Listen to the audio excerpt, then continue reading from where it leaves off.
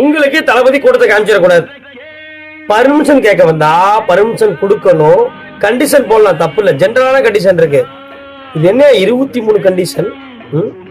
உலகத்துல இந்தியானே ரொம்ப ஸ்பெஷல் ஜனநாயக நாடு. யாரு வேணா அரசியல் கட்சி ஆரம்பிக்கலாம், பிரச்சாரம் பண்ணலாம், நல்லா இருக்கும். அதாவது மனராட்சி நாடு. சர்வாதிகார போக்கு இருக்கு பாத்தீங்களா, அங்க மட்டும்தான் ஒற்றை தலைவர், என் குடும்பம் மட்டும் தான் ஆட்சி வரணும், யாரும் வரக்கூடாதுன்ட்டு எவனையும் கட்சி ஆரம்பிக்கிறதோ பிரச்சாரம் பண்றதோ விட மாட்டாங்க. கிட்டத்தட்ட நீங்க இந்த சர்வாதிகார ஆட்சி தான் நடத்திட்டு இருக்கீங்கன்னு நினைக்கிறேன். ஏன்னா ஒரு கட்சி ஆரம்பிக்கிறாரு, பிரச்சாரம் பண்றதுக்கு ரொம்ப டீசெண்டா சட்ட முறைப்படி பர்மிஷன் கேட்டா 6 நாள் அலைய விட்டு மன உளைச்சலை ஏற்படுத்தி கடைசியா போராட்டத்துக்கு பர்மிஷன் தரமாட்டேன்னு சொல்லி அதுக்கு ஒரு பிளாக்மெயில் பண்ணி 23 கண்டிஷன் போட்டு அதுக்கு ஒத்துக்க வச்சு, அதாவது தாவேக்க சட்ட விதிப்படி போகணும் அப்படிங்கறதுனால தானே இந்த ஆட்டம் ஆடிட்டு இருக்கீங்க. கண்டிப்பா அது அப்படிதான் நடப்பாரு. இல்லைங்க, திடீர்னு இறங்கிட்டாரு, என்னதான் பண்ணுவீங்க நீங்க? மக்கள் எவ்வளவு பாதிக்கப்படுவாங்க. அதனாலதானே அவ்வளவு பொறுமையா நீங்க சொல்றதெல்லாம் கேட்கிறாரு. அதுக்குன்னு இவ்வளவு கண்டிஷன் போட்டு அவ்வளவு மன உளைச்சல் ஆளாக்குவீங்களா கட்சிக்காரங்களா?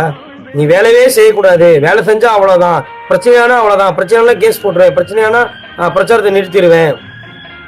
நீ சர்வாதிகாராட்சி தான் நடத்துற. சர்வாதிகாராட்சி நடத்துற நாட்டுலதான் ராணுவ கட்டுப்பாடு இருக்கும். இப்படி ராணுவம் எதையுமே பண்ண விடாது. ப்ரூவ் பண்ணிட்டே இருக்கீங்க. ஒரு தாவேக தொண்டரா, தளபதியோட ஃபாலோவரா இதெல்லாம் பார்க்கல. சி, என்ன இப்படி நடந்துக்கிறாங்க, இவ்வளவு இதா இருக்காங்க. கண்டிஷன் போடலாம், எந்த பிரச்சனை வராம இருக்கணும் அப்படின்னு. இவ்வளவா? நீ எப்ப ஏந்திரிக்கணும், எப்ப உட்காரணும், எப்ப கையசிக்கணும்,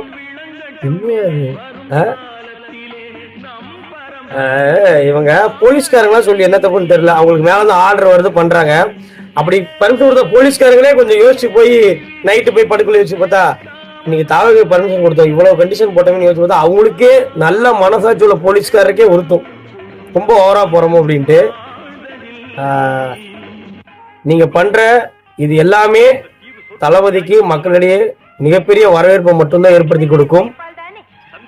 வரலாற்றுல பண்ண பிள்ளைய மறுபடியும் பண்றீங்க. ஒரு வழியில பார்த்தா தளபதி பெரிய ஆள் ஆயிடுவார். நீங்க உங்க எதிர்ப்புல சந்தோஷமா தான் இருக்கு. பண்ற வரைக்கும் பண்ணுங்க. தேங்க்ஸ்.